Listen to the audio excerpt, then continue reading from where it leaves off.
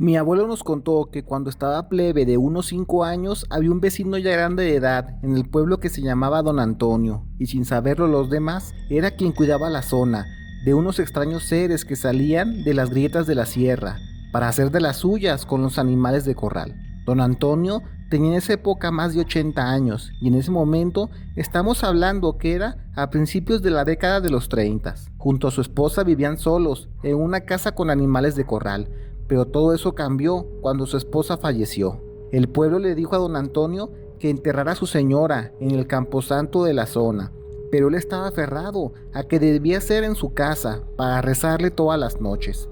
Al final, el cura del templo le dijo que no había problema en que fuera de esa manera, pero que el entierro, ese sí debía tener las debidas misas correspondientes. Eso hicieron, y ya una vez enterrada la esposa, fue que empezó una peculiar costumbre de don Antonio, y era que del árbol donde un costado enterró a su esposa, empezó a quemar las hojas secas. Después del fallecimiento, todas las mañanas veías a don Antonio agitando el árbol, buscando tirar las hojas, y después las subía a las tejas de su corral para que se secaran lo antes posible, y ya para cuando juntaba un buen puño, las quemaba cuando apenas iba a oscurecer. Todo el pueblo pensaba que era una forma extraña de rendirle tributo a su esposa, o incluso lidiar con el duelo, y le dieron chance de hacerlo las primeras veces, que era siempre una vez a la semana, casi siempre a las 7 de la noche, cuando ya estaba por oscurecer. Para la quinta o sexta vez que lo hizo, ya no les pareció a los vecinos, porque el humo era muy potente, y como para esa hora ya no había tanto aire para que se llevara el humo,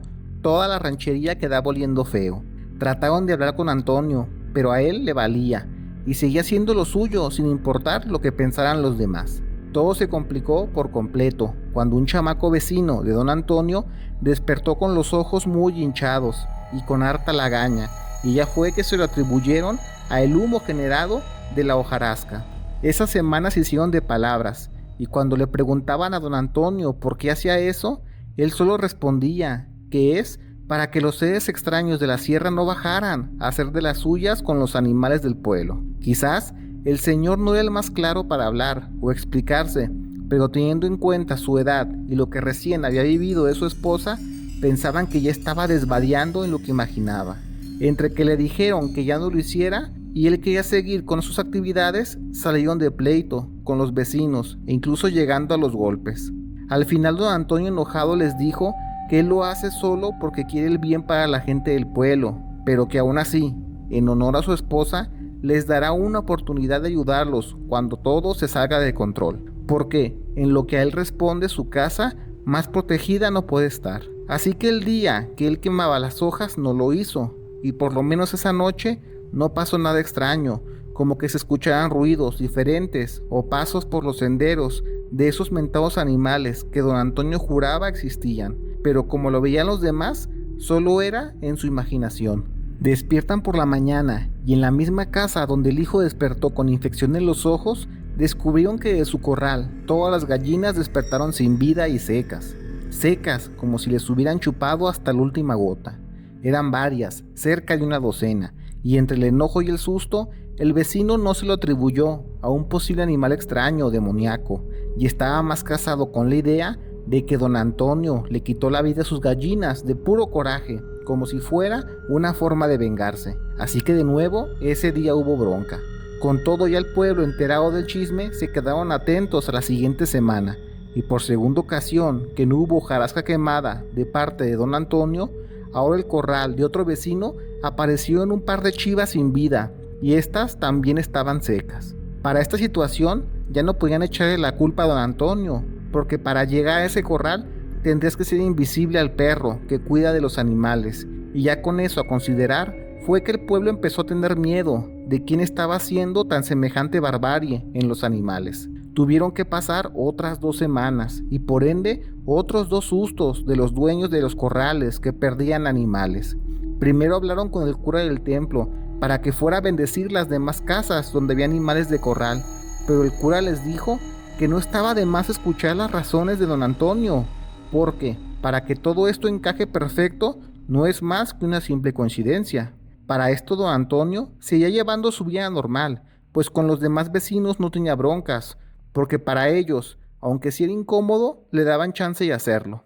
Cuando al fin hablan con don Antonio, él dice que si le preguntan cómo son los animales de la sierra que bajan a hacer sus maldades, él jamás los ha visto, pero su esposa, doña Lupe, los vio de niña durante años, cuando su papá se dedicaba a cazarlos en el pueblo de espaldas de la sierra.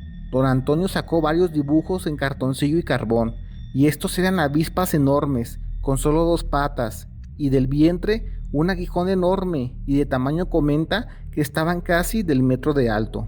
Y a pesar que son alados y se ven de buen peso, no hacen nada de ruido al atacar a los animales. El cura compartió que cuando el arzobispado lo mandó para acá, varios le dijeron que tuviera cuidado con las avispas grandes, pero él pensó que se referían a simples mosquitos, pero ya esto suena más específico. Don Antonio dice que no es que el humo los espante, ni mucho menos. Lo que los espanta es el olor de la familia de su esposa difunta, que durante generaciones se han dedicado a acabar con esos extraños seres, que sin duda ya son menos, pero aún hay en la zona, y para muestra están los animales todos secos y chupados. Ya todos capearon que por eso la necesidad de que enterraran a doña Lupe en la casa, cerca del árbol del cual tumban las hojas para hacer la alumbrada. No todos lo creyeron, incluso dice mi abuelo que su familia estaba del bando de los que no creían, pero por fortuna el cura algo sabía, porque les dijo que no estaba de más investigar. Para cuando llegó la semana, todos quienes tuvieran animales de corral no durmieron por estar vigilando sus patios, solo que ahora todos ellos lo hacían con un puño de hojas secas, listas si era necesario para espantar a dichos animales. La familia que tuvo mala suerte afirma que mientras ellos veían por un hoyo de la pared de adobe, vieron en efecto unos animales que parecen avispas o vainas de 1 metro. Eran oscuras, y no es que no hicieran ruido con las alas, más bien era que no tenían, porque parecía que flotaban, y ya estando cerca de los animales, sacaban ese mentado aguijón, que no era rígido, era más bien una tripa que salía, eso sí, de su vientre, y los animales sin darse cuenta perdían la vida mientras dormían. En ese momento quemaron la hojarasca en un brasero ya listo. Apenas se escapó el olor, los seres se fueron rápido hacia la sierra.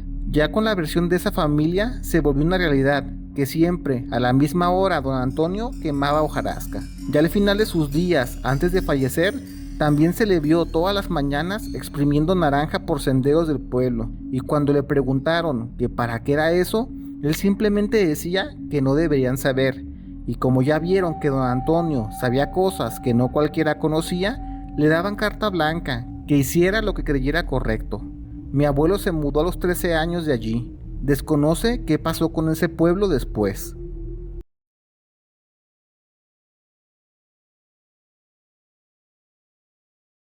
Hace un par de años estuve buscando trabajo en un banco, ya que como alguien titulado como abogado penalista, se me estaba complicando encontrar chamba propia de ese rubro, sin estar metido con gente peligrosa. Después de varias entrevistas, me tocó encontrarme a un antiguo compañero de la generación de mi escuela, trabajando también en el corporativo del banco. Y la verdad, sí me tomó por sorpresa, porque ese compañero era la joya de la corona de la generación. Era un genio para las leyes, tanto así que faltando un par de semestres para graduarse, ya ayudaba de manera directa como asistente adjunto a varios maestros en los casos que llevaban por fuera de la escuela, y al año que acabamos la licenciatura me tocó ver sus redes sociales en casas enormes, buenos carros y por todo el mundo. No era secreto, pues todos nos enteramos que después se empezó a meter en malos pasos con gente aún peor, haciendo billete como si no hubiera mañana.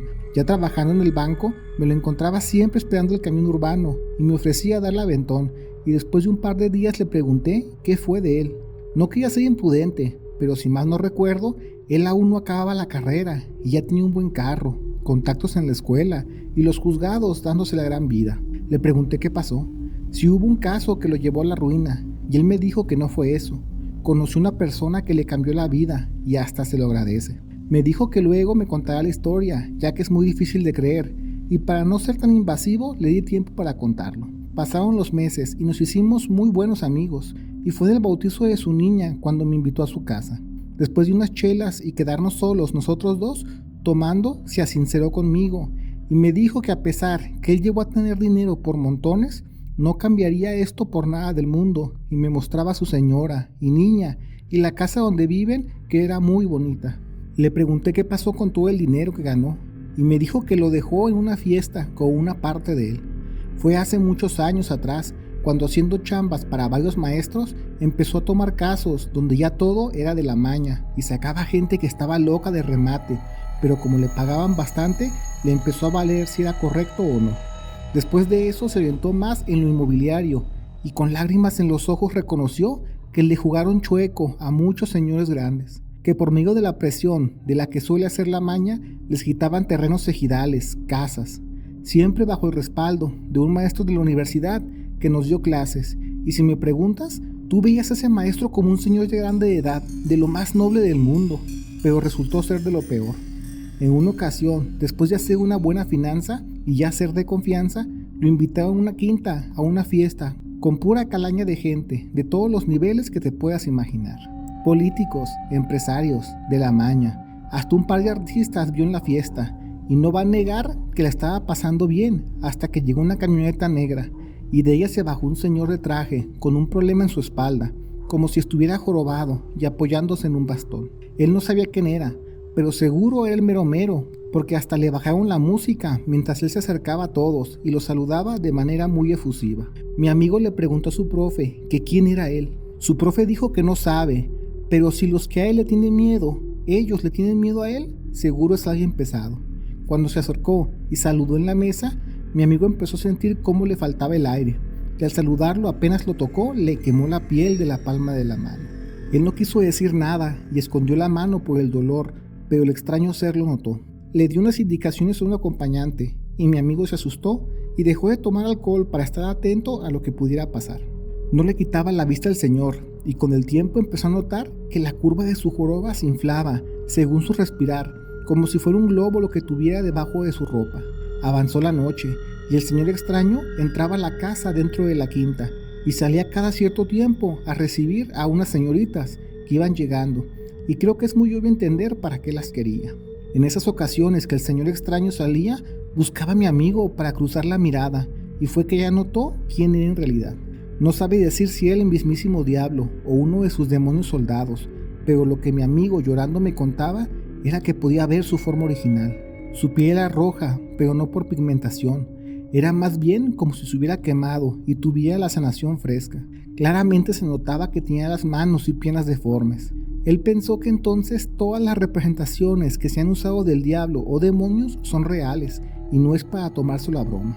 El problema fue que al parecer solo un par de personas más podían verlo en su forma original, porque los demás invitados no lo notaban y estaban a risa y risa disfrutando de los vicios en la fiesta. Cuando ubicó a otro joven que se notaba claramente igual de asustado a él, lo buscó en su mesa y le preguntó que si él también puede ver al extraño ser, y le dijo que sí. Ya no aguantó más y le propuso irse de allí, pero el otro joven le dijo que eso era imposible y le apuntó a que viera las entradas. Estaban llenas de gente lista para el desorden, con el dedo en el gatillo, y no quedó de otra que esperar que pasara lo peor. Se quedó mejor en la mesa, tomando pura agua, pensando que todo esto era su culpa, por estar con gente de este mundo, y cuando ya no le veía salida a esto, fue que uno de los que estaban mesereando le preguntó de manera muy discreta que si puede ver al demonio que llegó. Mi amigo solo peló los ojos y le dijo que sí, y que ya no sabe qué hacer.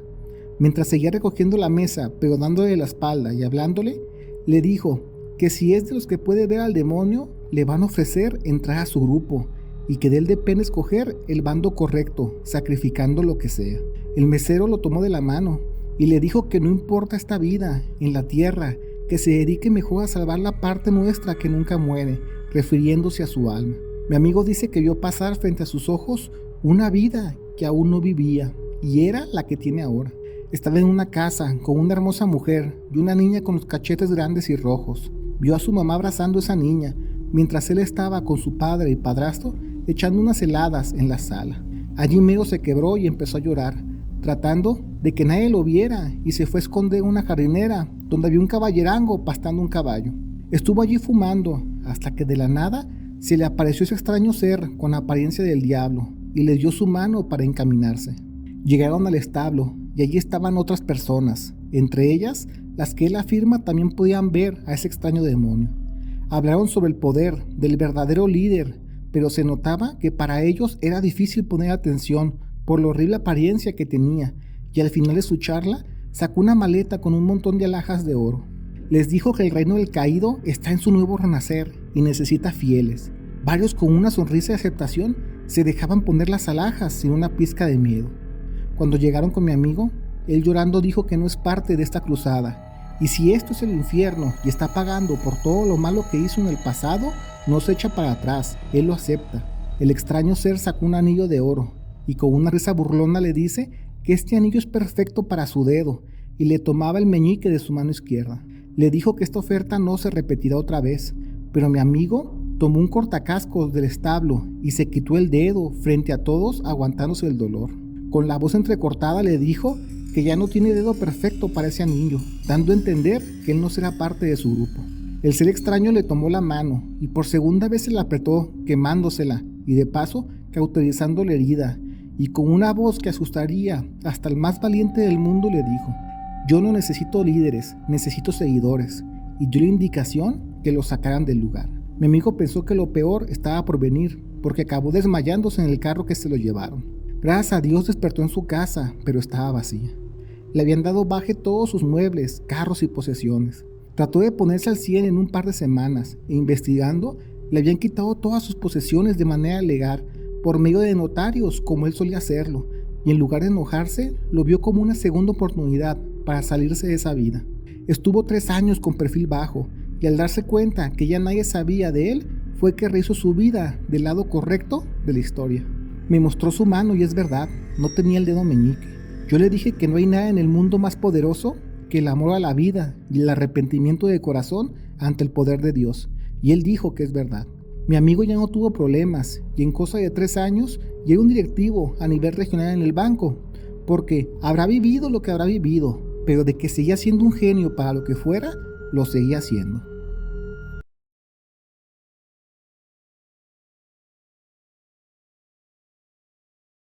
A mediados de los 80 yo tendría 15 años y como la escuela no era lo mío, empecé a trabajar con mi tío y su compadre como chalán de albañil, cuando fue el boom de los edificios en la Ciudad de México. Empecé a ganar buen dinero, ya que mi tío y compadre tenían muy buena cuchara, y a pesar que eran muy mal quedados en tiempos y mano larga con el material, nunca les faltaba trabajo. Es más, hasta se peleaban por jalarlos a sus obras, porque la verdad es que sus acabados era de lo mejor que podías ver. Solíamos trabajar por lapsos, ya que el dinero no les faltaba, pero en una ocasión una señora fue personalmente a la casa del compadre para ofrecernos un trabajo en una finca rumbo al sur de la Ciudad de México. Ellos se pusieron sus moños, pero cuando ya vieron qué iba a hacer y cuánto les iban a pagar, fue que nos pusimos las pilas y nos alistamos para ir. La señora que nos contrató era la típica señora ricachona, de esas que apenas fallece el marido, les deja la herencia y se pueden hacer cosas locas en las casas. O bueno, eso creíamos al principio. Cuando llegamos, vemos que la casa es enorme y con un patio tan grande como una cancha de fútbol. Allí era que quería que hiciéramos el trabajo, que solo era hacer una bodega de 7 por 7 metros. Eso sí, la quieren alta, y ya tenían los bloques de concreto listo para hacerlo. Lo curioso es que lo querían hacer en el mero centro del patio, cosa que le quitaba la hermosa vista del lugar. Pero, ¿qué podíamos decir? Así eran las órdenes de la dueña del lugar y quien pagaba. Empezamos el primer día y quisimos sacar tierra para arrancar con el aplanado, pero no nos permitieron. La señora decía que no debemos escarbar nada del suelo. Mi tío le explicaba a la señora que eso era imposible, porque se tenía que meter cimiento y castillo, pero ella aferrada nos decía que no. Le explicaron que la única forma de hacer entonces a su manera sería con piedra, como en las casas de antes que se hacían en el monte, y fue que ya se tuvieron que mover para conseguir todo el material. En eso se perdieron 3 días y afectó toda la agenda de trabajo. Para cuando empezó ahora sí la construcción, le dimos duro a la levantada de piedra, pero sí nos estábamos llevando una buena friega. La señora se veía nerviosa y cada 30 minutos se nos acercaba para ver si necesitábamos algo, y nosotros, con el cansancio encima, mi tío le dijo que con más chalanes se podría acabar a la fecha acordada, pero por ende sería más dinero. La señora les dijo que no, que eso no era posible, porque ahora somos todos los que estamos y ya. Pero fue mejor, porque la señora nos dijo que como incentivo nos daba el dinero de los chalanes extras si nos comprometemos a acabar al tiempo acordado. Y ya, con el dinero en la mente le pusimos toda la energía posible a ese trabajo. Pasaron 2 días y se veía buen avance, pero no era suficiente, y la señora desesperada nos decía que nos daba el doble de dinero, pero que acabemos. Entre chiste y no, mi tío le dijo que pues si nos consigue algo de vicio, sacamos fuerza de donde sea para acabar. La señora estaba tan desesperada por acabar que nos consiguió, y ya con eso en breve le dimos caña. Cuando ya llevábamos las paredes laterales y trasera y ahora empezábamos con la frontal, la señora nos dice que ya ignoremos el plano de la puerta y que hagamos una pared completa. Solo dejaríamos una microventana de 10 por 10 centímetros para montar una pequeña escotilla de acero. Lo hacemos y a la hora de seguir con el techo fue complicado, pero se terminó con puras mexicanadas típicas del albañil con experiencia. Pues como si fuera un milagro, acabamos al día acordado. Estábamos ya solo dando acabado cuando la señora empezó a recibir visitas de varias personas y miraban la bodega muy sorprendidos. Nos daban las gracias por haber hecho todo eso en tan poco tiempo y con tantas demoras, y ya les dijimos que solo se necesitan unos 3 días para que seque y estará listo para cualquier cosa que quieran usar. Eso puso nerviosos a todos y empezaron a reclamar a la señora, que ella dijo que todo ya estaba listo. Mi tío les explicó que la construcción ya está, pero para que esté maciza tiene que secarse por completo, y mientras les explicaba a los invitados, la cara de enojo y angustia se notaba en las personas. Todos hablaban, cuando alguien al fondo dijo que ya llegó el encargado. Al instante todos se callaron, hasta la dueña de la casa, y ya fue que entró un señor que rondaba los 45 o 50 años, y se veía tan normal como tú o yo, pero eso sí, lo extraño en él es que no tenía el brazo izquierdo desde el hombro. El señor se acerca, ve la construcción y le dan los pormenores. De manera propia y respetuosa le dice a mi tío que está muy agradecido por cómo sorteó las adversidades para hacer esto en tan poco tiempo, pero cómo le podemos hacerle para que la estructura esté seca antes de que caiga la noche. Mi tío le dijo que va a ser complicado pero no imposible. Les comentó que si ponen fogatas cercanas en la construcción, el calor lo hará más rápido, pero desconoce cuánto tiempo sería. Yo me atreví a tomar la palabra y les dije que si aparte de las fogatas se traen sopletes de propano, pueden dar fuego directo a las paredes, incluso será más rápido. El señor me miró y me agradeció por la idea, y se los juro que ese señor solo tronó los dedos, y todos como locos se salieron de la casa a buscar lo que se necesitaba para hacer que el cuarto estuviera seco lo antes posible. Pues allí nos tienes, cosiendo el cuarto entre fogatas y sopletes, y después de hacerlo, se podría decir que ya estaba bien maciza. No al 100%, pero ya con unas 6 horas de reposo quedaría lista. Cuando acabamos de hacer eso, la señora nos lleva a la casa y nos dice que esperemos el pago. Al regresar, lo hace con el señor que no tenía brazo y nos da el dinero en efectivo y unas bolsas con ropa. Nos comenta que tenemos que bañarnos antes de irnos y dejar nuestra ropa sudada con ellos porque tienen que tirarla por motivos de seguridad. A mi tío no le pareció y les dijo que por qué tanto rollo, que ya todos actúan muy raro. El señor le explicó que a él no le pagan por saber, pero si le dijeran de qué va esto, duda mucho que lo entenderíamos, pero que nos sintamos orgullosos porque lo que hicimos con ese cuarto será de mucha ayuda para la gente de la zona. El señor, ya hablando ahora sí con más autoridad, nos explica que el ser que está abajo de la tierra no tardará en salir y que sigamos sus indicaciones, porque si el ser nos huele, se pondrá frenético y complicará todo lo hecho aquí. El compadre preguntó que cuál ser, pero el señor ya no nos dio más información. Total que siempre sí nos fuimos a bañar, y no fue con una regadera, fue con un contenedor de agua que tenía muchas plantas, que no olía mal la verdad, olía muy fresco. El primero que se bañó fui yo, porque la neta me urgía ver si la ropa que nos dieron estaba padre. 2 personas con finta de seguridad personal se quedaron esperando que quedáramos listos de la bañada para regresarnos a nuestra casa, porque ya iba a oscurecer. Mientras mi tío y compadre se bañaban, yo me acerqué a la ventana que daba al patio y vi cómo los presentes estaban alrededor del cuarto reconstruidos, tomados de los brazos y rezando. Me quedé en la boba viéndolos, hasta que noté que el señor que no tenía brazo tomaba nuestra ropa usada de ese día y la cortaba con unas tijeras para meterla por el pequeño espacio de la escotilla que hicimos. Cuando metió toda la ropa, pareciera que ellos escucharon algo, porque querían dejar de tomarse las manos y huir. Pero el señor sin brazo les decía que no se suelten, que tengan fe. Siguieron en ello, hasta que de la escotilla salió un tentáculo de un pulpo, o no sé qué sea la verdad, pero a como yo lo vi, era un tentáculo de color morado oscuro, y se le notaban clarito las ventosas.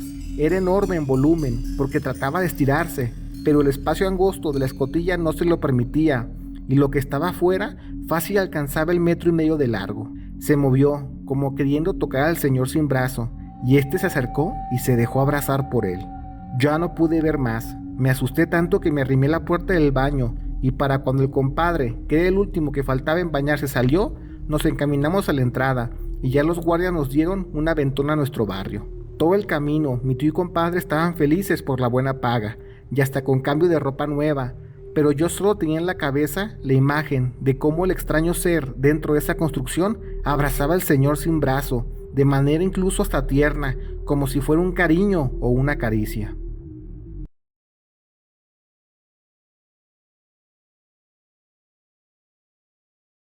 En la oficina estuvo trabajando en mi equipo un señor contador, que casi no la cuenta, y todo por un demonio que le estaba consumiendo su vitalidad por medio de su esposa.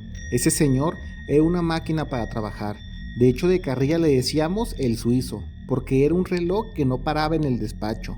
Eficiente, rápido y muy buena persona. En lo familiar, también parecía que lo tenía todo en orden, con una esposa muy guapa y un par de hijos muy respetuosos. Fue el año pasado cuando lo empezamos a verlo un poco de capa caída, y en una tarde que comimos y tomamos unos tragos, se soltó conmigo diciendo que no sabe qué es lo que le pasa, porque lo que responde a intimidad con su esposa es mínima o nula.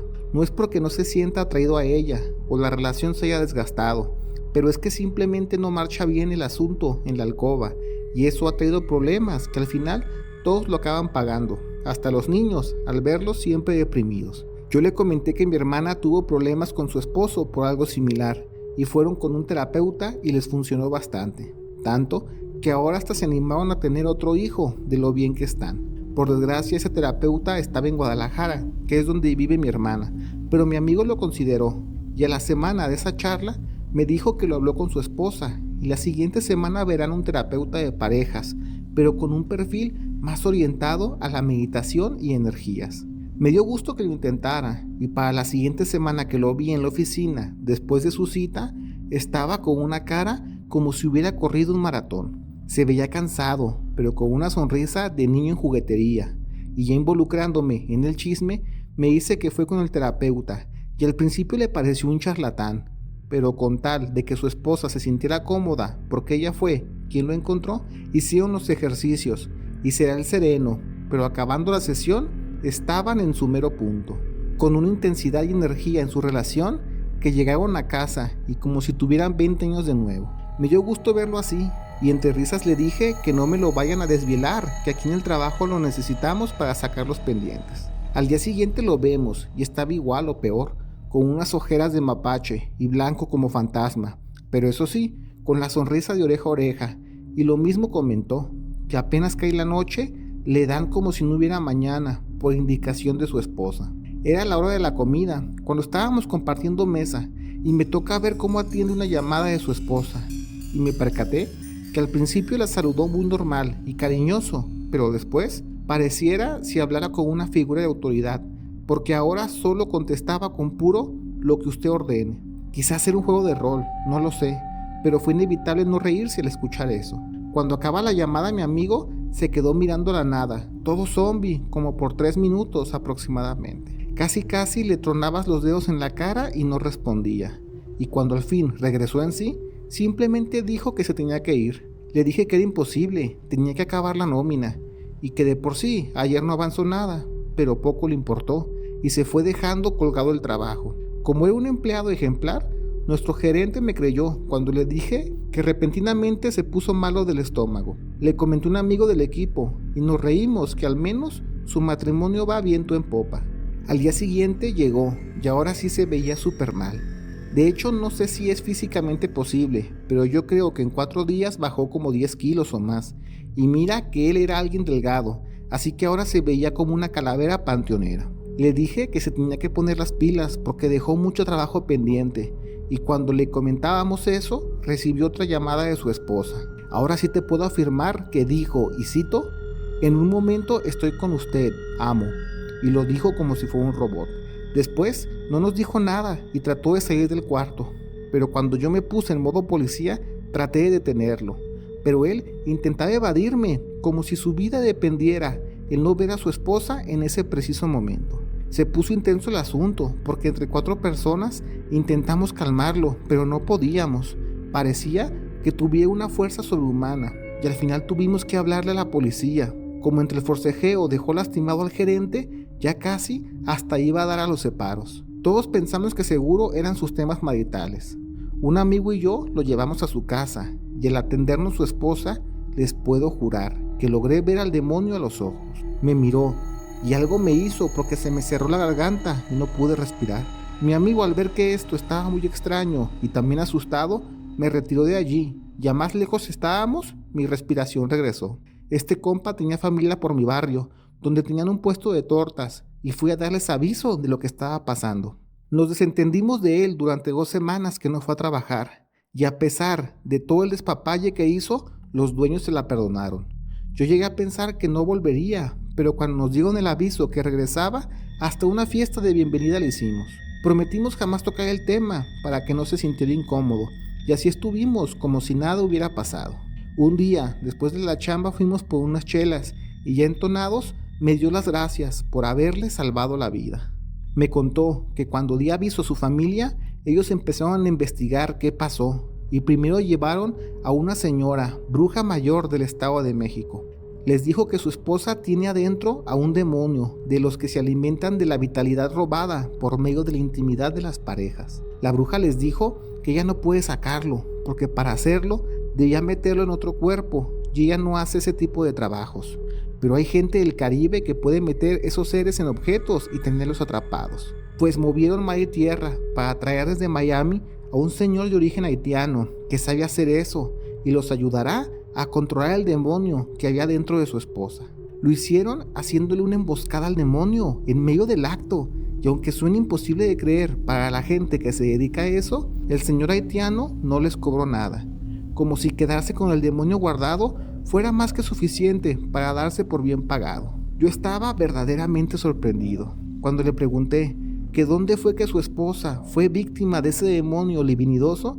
Me dijo que fue con el mentado terapeuta. Al contarle al señor haitiano lo que hicieron como meditación, resultó que de meditación no era nada, era un ritual de iniciación para darle entrada a ese demonio. Por eso, cuando acabaron esa sesión, lo único que les pasaba por la mente era hacerlo, y mi amigo no vio las señales por pensar que todo lo que estaba pasando era que su relación ya estaba en un nuevo renacer. Le dije que si quiere un aliado para cobrar venganza con el mentado, o mejor dicho, falso terapeuta, cuente conmigo. Pero él me dijo que no es necesario, que gracias a Dios, el mentado demonio no se alimentó con suficiente vitalidad de él para valerse por sí mismo. Así que cuando el mandamás de esos demonios soldados vea que no está activo en el mundo, irá a reclamarle al terapeuta, que seguramente se ofreció como alguien capaz para poder lograr que ese demonio madure en el cuerpo de alguien. Me explicó que lo que responde a demonios de ese tipo se alimentan solo de maldades muy específicas, y para que lo entienda mejor, es por eso que los pecados capitales tienen ese nombre. Hay demonios que se alimentan de la desgracia de los humanos, conseguidos a través de esos pecados, y fue que mi amigo estaba inmerso en el de la lujuria. Yo solo puedo pensar que gracias a Dios mi amigo está con nosotros y que su familia ya estaba más unida que nunca por lo vivido. Mi amigo me dijo que no hay ningún problema que cuente su historia, porque quiere que su experiencia le ayude a la gente a ver las señales sobre estos demonios que, a lo que cuenta el señor haitiano, hay tantos por el mundo que uno no lo creería. Pero lo peor de todo es que hay aún más personas que se dedican en cuerpo y alma para hacernos esclavos de estos demonios. Por eso mi amigo cree que nos debemos de ayudar entre nosotros, porque si nadie levanta la mano, puede ser nuestro fin.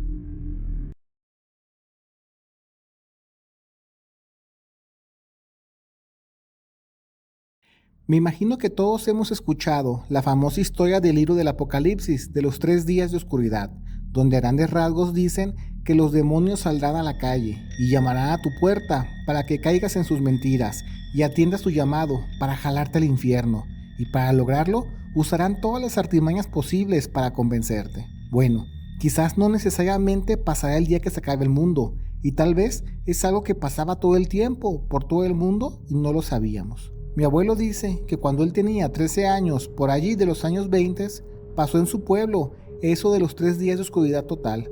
Y lo peor de todo es que el único que sabía que iba a suceder eso y defendió al pueblo con los mejores aliados que pueda tener el hombre fue un indigente al que trataron muy mal todo el tiempo. Él estuvo deambulando por la ranchería y lo llamaban Don Solovino, porque nadie sabe de dónde llegó, y siempre estaba rodeado de perros sin dueños como una manada.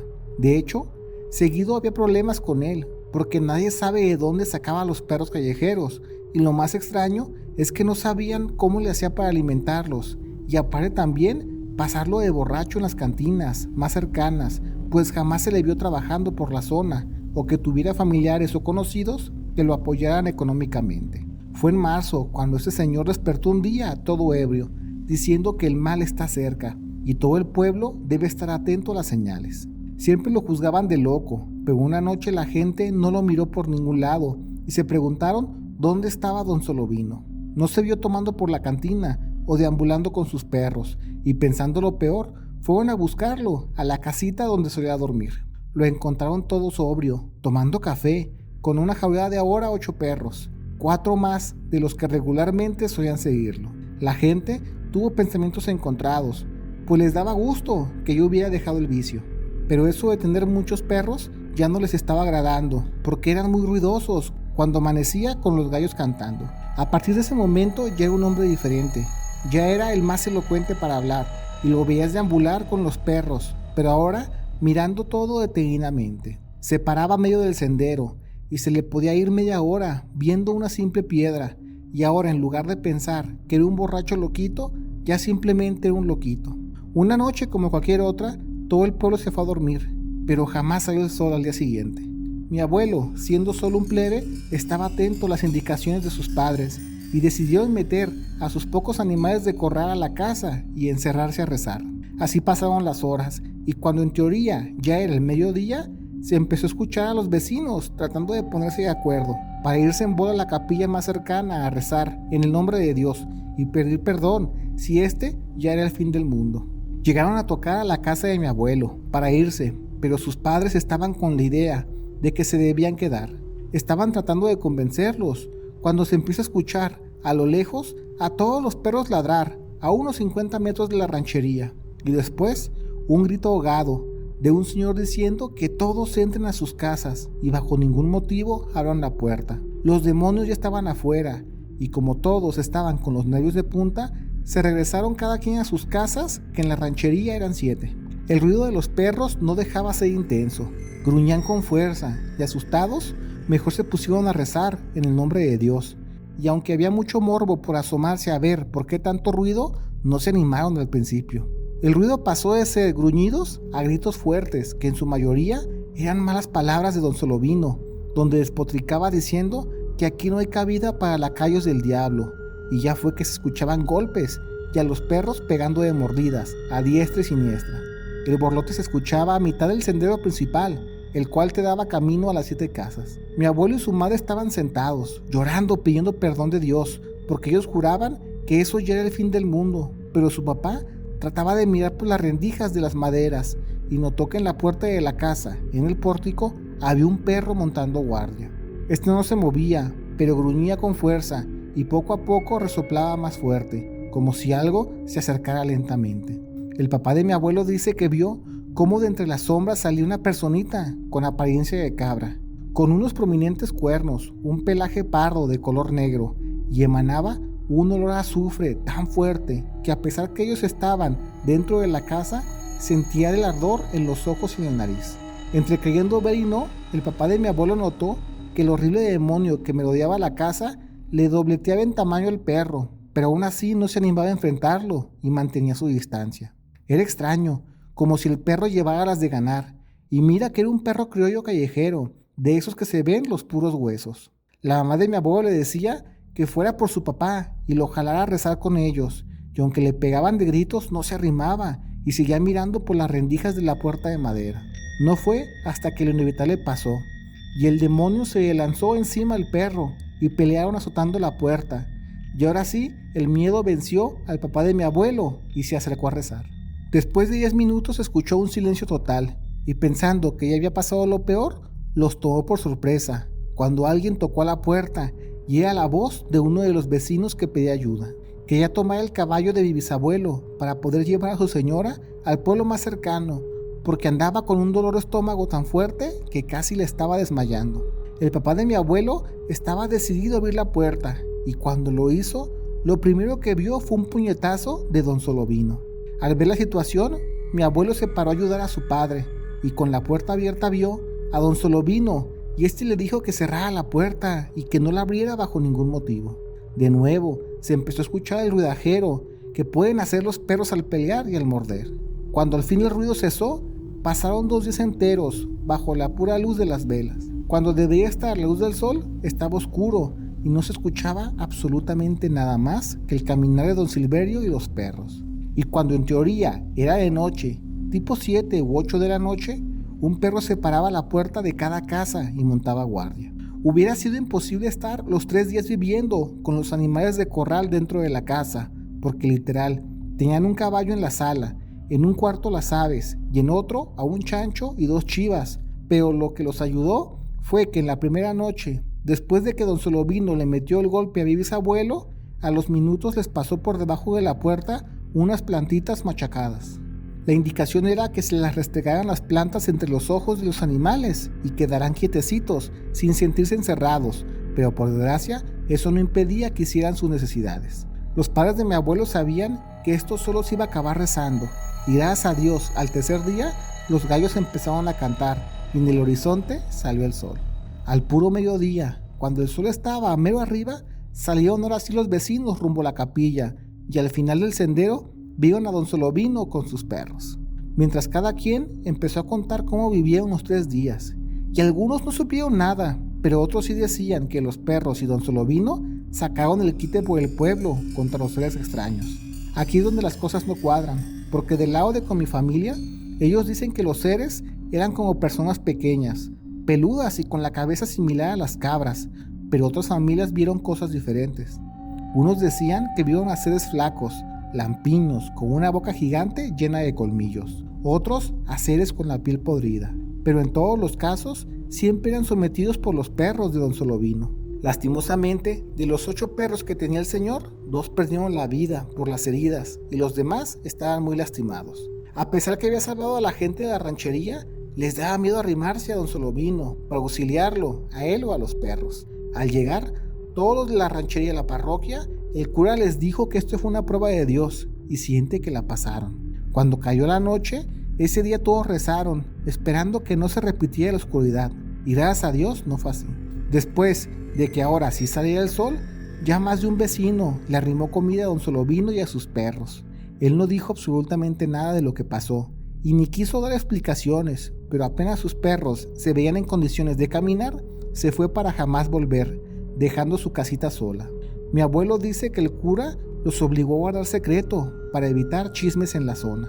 Eso fue a principios de la década de los años 20 y fue tan importante ese suceso para ellos que cuando empezaron a mapear el norte del país después de la revolución, los cartógrafos les preguntaban cómo se llamaba la ranchería y le pusieron el nombre de pila de don Solovino, el cual resultó ser.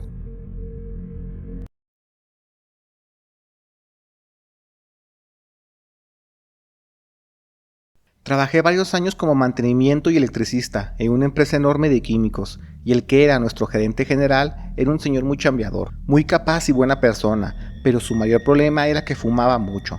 Yo sabía que era estresante su trabajo, pero por ejemplo, desde las 8 de la mañana a las 6 de la tarde que salíamos del jale, solo en ese tiempo se echaba su cajetilla y media de tabacos. Siempre lo veías afuera de la nave industrial, lo mirabas fumando o incluso desde la ventana de su oficina. Como era amigo, le decíamos que tratara de bajar el cigarro, porque independientemente de su salud, ya no sería incómodo estar cerca de él, porque si estuviéramos en su oficina y sin fumar, apestaba a tabaco. No se diga sus muebles, ropa y carro. Él nos comentaba que lo ha intentado varias veces, pero nomás no puede dejarlo. Uno de mis chalanes le preguntó qué tanto estaría dispuesto a dejar el hábito del cigarro, y él contestó que lo que fuera, porque él sabe que el cigarro lo va a llevar a la tumba en no menos de 10 años. Mi chalán le dijo que donde es originaria su abuela, había una familia con el don de curar vicios. Eran muy famosos porque les llevaban gente alcohólica, los trabajaban y al dar el primer paso fuera de su casa, ya salían aborreciendo el alcohol, pero eso sí, quedaban medio traumados por el proceso. Pensó que tal vez en una terapia de shock y quisieron saber más, y Michelin nos contó que él tenía un primo que llegó bien vicioso de su paso por los Estados Unidos y ya andaba el puro hueso, a nada de perder la vida. Lo llevaron y después de un día con esa familia no volvió a tocar nada de eso. Cuando le preguntaron qué hizo en esa sesión, por así llamarlo, él solo dijo que vio al diablo y fue la primera y última vez que tocó el tema. El gerente le dijo que consiguiera información para intentarlo y a los meses salió la oportunidad de que fuera a ese pueblo y ya toda la empresa hasta le hicimos cartas de apoyo porque nuestra idea pensábamos que era como un retiro para trabajar los malos hábitos del cigarro. Michelin decía que no tiene la menor duda que nuestro gerente dejará el cigarro, pero sí le preocupa que lo deje medio tocado de la cabeza, pues cuando llegó, aunque no lo creamos, estaba sin fumar y nos parecía tan increíble que hasta la gente dejaba su labor y pasaba por su oficina para ver que no estuviera fumando, cosa que casi siempre hacía desde la ventana balcón de su oficina. Él se veía bien, y aunque por más que le dijimos que nos contara qué fue lo que hizo con esa familia,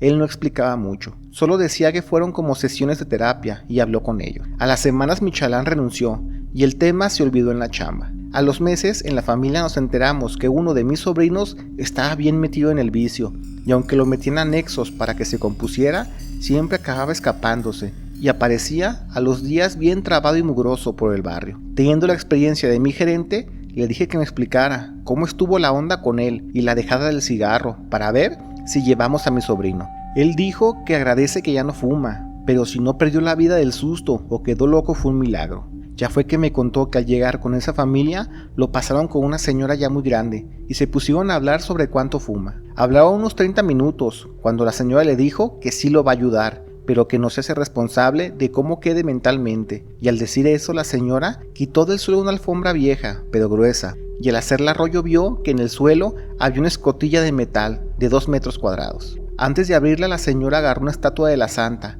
y machacó unas plantas verdes y las restregó en su boca. Mi gerente cuenta que él no sabía qué iba a pasar, y ya notó que la escotilla tenía una soga amarrada, y al tirar de ella se abrió. El olor a tabaco fue tan fuerte que hasta mi gerente se mareó, y mira que él respiraba más humo que aire, y cuando ya sintió que estaba muy extraño, él jura por Dios que le salvó la vida, que de allí mero salió un ser que a buenas a primeras pensó que era un monstruo, pero no, ya estando fuera, en su esplendor, vio que era un demonio. Era de 1,5 metros de largo, y su piel estaba curtida en cicatrices. No tenía ojos, pero sí una cara, con una coronilla de cuernos pequeños y una boca llena de baba negra. Fue tan impactante la situación que él entró en shock y acabó hincado frente a él. El horrible demonio daba pasos en círculos, oliendo las cosas, y cuando llegó a oler a mi gerente, como si fuera perro se arrimó a su boca, y a manera de beso, le empezó a succionar todo el aire. Él sentía que se moría a cada jalón de aire que el demonio hacía. Lo hizo varias veces, y cada vez que jalaba el aire el demonio, escupía al suelo un líquido viscoso de color café oscuro,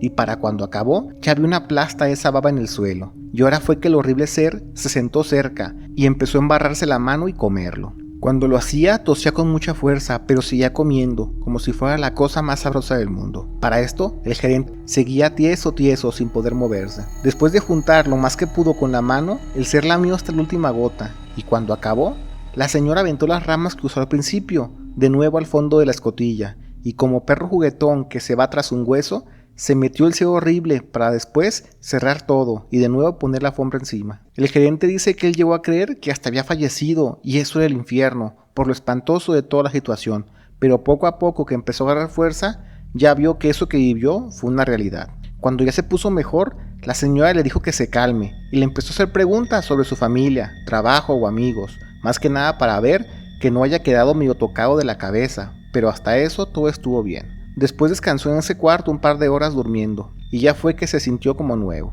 Con la cabeza más fría, le preguntó a la señora si lo del cebo horrible es real o una simple alucinación, que le hizo por oler las plantas que machacó antes de que pasara todo esto. La señora le dijo que él no está allí para buscar respuestas, está allí para encontrar soluciones, porque lo que responde a su problema con el cigarro, ella cree que ya se curó. Mi gerente decía que ya ni por la cabeza le pasaba la idea de fumar, y eso le dio algo de paz, pues quizás no toda la locura que vivió fue en balde. Cuando se dispuso a retirarse y preguntó por el pago, la señora le dijo que con que le haga una despensa, ella está por bien servida, y pues allí tiene al gerente, yendo a la tienda más cercana para comprar todo. Cuando se retiró de allí seguía pensando si era verdad todo lo que pasó, pero ya sin ganas de fumar, él se daba por bien servido. Al llegar a su casa después de manejar todo el día, buscó por todo el hogar cajetillas de cigarros, bachichas y ceniceros para tirarlos y dejar atrás su pasado con ese vicio. Cuando se acostó, aún seguía pensando en todo lo que vivió, que era muy extraño, y pudo más la duda, porque a medianoche se paró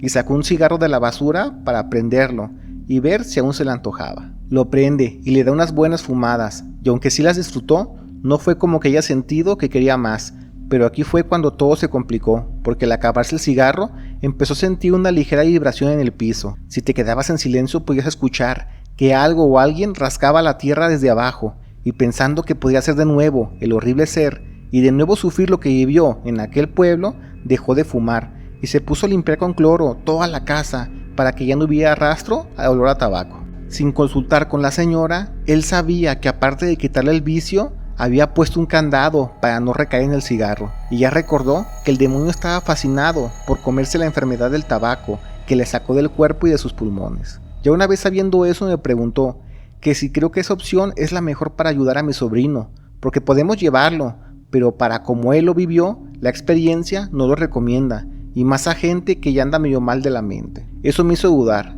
y mejor me mantuve al margen de ayudar a mi sobrino, que al final lo llevaron a un anexo de esos bravos a las afueras del Estado de México, y ahí fue que se puso a pilas. A los 2-3 años de contarme eso mi gerente, una tarde fui a su casa a recoger una computadora que me la iba a vender, de esas primeras que se empezaban a vender para uso doméstico, y mientras lo esperaba, noté que en su sala tenía unos azulejos quebrados, y fue inevitable preguntar qué pasó allí. Él solo me hizo la seña que no dijera nada y guardara silencio. Me dio miedo la forma que me lo dijo, y desde allí empecé a frecuentarlo menos, hasta que una tarde simplemente renunció, y ya nadie supo qué fue de él. Me gustaría investigar qué le pasó, pero siento que tiene que ver con esa cosa que vivió con la señora, y ya prefiero mejor no hacerlo. Seguramente aún tiene contacto con ese demonio. Gracias por ver el video. Te recordamos que todos los días subimos nuevas historias, así que activa las notificaciones. No olvides darle like y comparte, pero sobre todo comenta. Queremos saber qué es lo que la comunidad de México Inexplicable tiene para decir.